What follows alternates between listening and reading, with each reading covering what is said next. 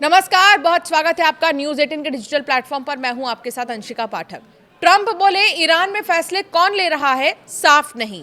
अमेरिकी अधिकारियों का पाकिस्तान दौरा रद्द किया लेकिन जंग शुरू नहीं करेंगे, ये कहना है अमेरिकी राष्ट्रपति डोनाल्ड ट्रंप का। आपको बताएंगे कि दूसरे दौर की बातचीत में क्या हुआ, बातचीत हुई या नहीं हुई, या आगे क्या हो सकता है। इस वीडियो को ध्यान से देखिए। नमस्कार, मैं हूं आपके साथ अंशिका पाठक। डोनाल्ड ट्रंप ने कहा है कि ईरान में फैसले कौन ले रहा है ये साफ नहीं है। उन्होंने ईरान से बातचीत के लिए पाकिस्तान जाने वाले अपने दूत स्टीव विटकॉफ और जैरेड कुशनर का दौरा रद्द कर दिया। ट्रंप ने कहा कि 18 घंटे की लंबी यात्रा का कोई फायदा नहीं था और इसमें समय बर्बाद हो रहा था। उन्होंने कहा कि अगर ईरान को बात करनी ही है तो वो फोन पे भी बात कर सकते हैं। सबसे पहले तो सुनिए ट्रंप ने कहा क्या। 15 hours in airplanes all the time going back and forth to be giving a document that was not good enough, and so we'll deal by telephone and they can call us anytime they want. Again, we have all the cards. They have no military left practically. They have no leaders left. We don't know who the leaders are. Nobody knows who the leader. I don't think they know who the leaders are, very importantly. तो सुना आपने, Trump ने यह भी साफ किया है कि इस फैसले का मतलब ये नहीं है कि अमेरिका ईरान के साथ फिर से जंग शुरू करेगा। उन्होंने कहा कि इस बारे में अभी कोई फैसला नहीं लिया गया। ट्रंप ने दावा किया है कि मौजूदा हालात में अमेरिका मजबूत स्थिति में है और हमारे पास सारे पत्ते हैं। उन्होंने ये भी कहा कि अगर ईरान बातचीत करना चाहता है तो वो खुद अमेरिका से संपर्क कर सकता है। दूसरी तरफ ईरानी विदेश मंत्री अब्बास अराक्ची भी शनिवार को अमेरिकी अधिकारियों के पहुंचने से पहले ही पाकिस्तान से रवाना हो गए। उन्होंने पाक पीएम और आर्मी चीफ से मुलाकात कर ईरान की शर्तें और अमेरिकी मांगों पर अपनी आपत्तियां भी सौंप दी हैं।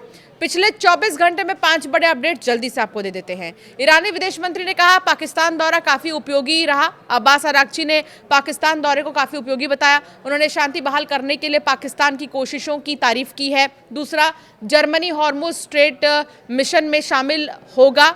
जर्मनी ने कहा कि युद्ध खत्म होने के बाद वो हॉर्मुज स्ट्रेट से माइंस हटाने के लिए अंतर्राष्ट्रीय मिशन में हिस्सा लेने वाला है। तीसरा, इजराइल ने हिजबुल्लाह का संदिग्ध ड्रोन मार गिराया है। इजराइल ने वेस्टर्न गलीली इलाके में एयर डिफेंस सिस्टम से ड्रोन को नष्ट कर दिया है। इसे सीजफायर उल्लंघन बताया गया।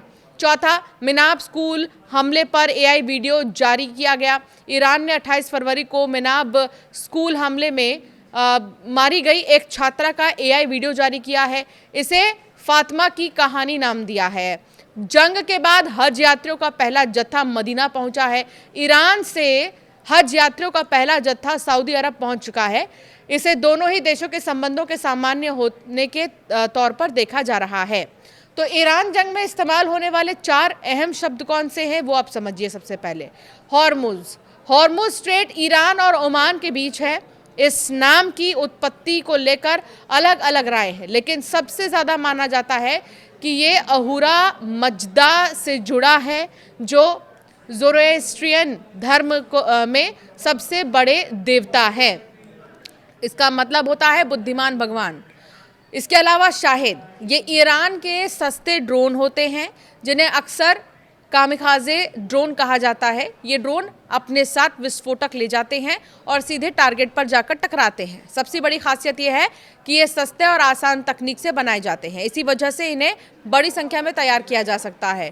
टॉम हॉक, पहले टॉम हॉक एक तरह की कुल्हाड़ी को कहा जाता था जिसे उत्तरी अमेरिका के आदिवासी लोग इस्तेमाल करते थे। अब सैन्य भाषा में ये एक लंबी दूरी तक मार करने वाली अमेरिकी क्रूज मिसाइल का नाम है जो हर मौसम में काम कर सकती है। इस बारे में भी आपको विस्तार से बताएंगे। कुल मिलाकर एक आयतुल्लाह नाम बहुत ज़्यादा चर्चा में है। ये शिया इस्तेमाल में सबसे बड़े धार्मिक पदों में एक है। ये उपाधि उन बड़े धार्मिक विद्वानों को दी जाती है जिन्हें इस्लामी कानून, धर्म और शिक्षा में गहरी समझ होती है, जैसे आयतुल्लाह अली खामेनेई, जिन्हें मार गिराया गया है। ईरान के विदेश मंत्री अब्बास अराक्ची एक बार फिर पाकिस्तान का दौरा करेंगे।